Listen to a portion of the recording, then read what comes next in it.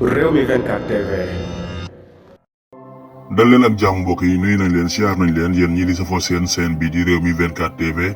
lundi 27 mars 2023 arrestation ya ma ngay takkarnaase ci diwaanu Sénégal ñenn la ñu ciblé waa Pastef ñoom la ñuy jàpp jamono yi ña ngay toj seeni place ña nga leen di garde à vue ña nga leen di arrestation yoo xam ne ñu bari ci Sénégal yi ña ngay naqarlu di wax ne lii la lii ndaa jàmm la nguur ndax jar na lii lu ci doy waar sax mooy léegi bu ñu la jàppee dañu lay takkal électronique barrage boobu nga xam ne buñ la ko takkalee fépp foo mënti nekk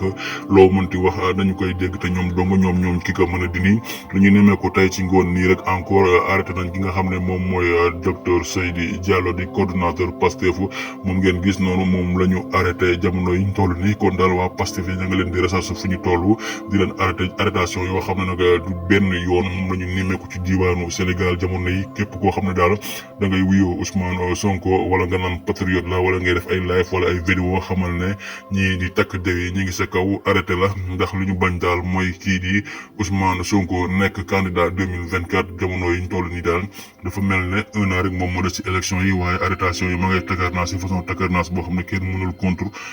comprendre dictature bi nga xam ne moom moo nekk ci diwaanu Sénégal jamono yi ñu toll nii kon yéen a ko gis noonu waa Pastef jamono yi daal sonn nañu loolu ñoom la ñu jàpp ñoom ñoo fees dala ja kaso ba ñu bari ñu ngay wax na sax fi mu toll nii kaso ba moom dafa fees goo xam ne ñu bari dañuy fanaanee taxaw ndax tàncaloo bu métti amatuñu fu ñu tëdd loolu la ñu nemmeeku ci diwaanu Sénégal kon mi ngook Sénégal yi sonn nañ lool ndax chaque jour daal li di police ak gendarmerie ak waa DIG ña ngay continuer di jàpp gars yi di leen dugal ci li nga xam ne moom mooy kaso ba loolu la ñu nemmeeku ci diwaanu Sénégal kon fi mu toll nii mi ngook